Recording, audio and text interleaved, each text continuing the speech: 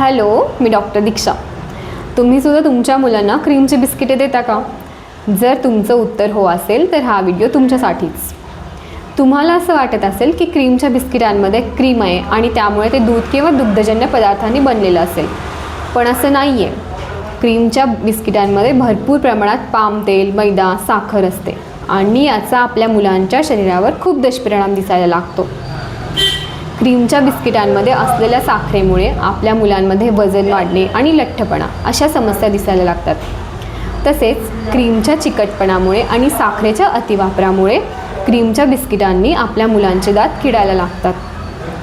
बहुतेक क्रीमची बिस्किटे ही मैद्याने बनलेली असतात आणि मैद्यामध्ये 0% फायबर्स असतात.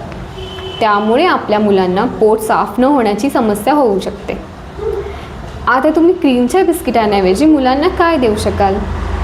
क्रीमच्या बिस्किटांऐवजी तुम्ही मुलांना फ्रूट्स, ड्रायफ्रूट्स, मखाने, खजूर, घरी बनवलेले पौष्टिक लाडू देऊ शकता. थँक्यू.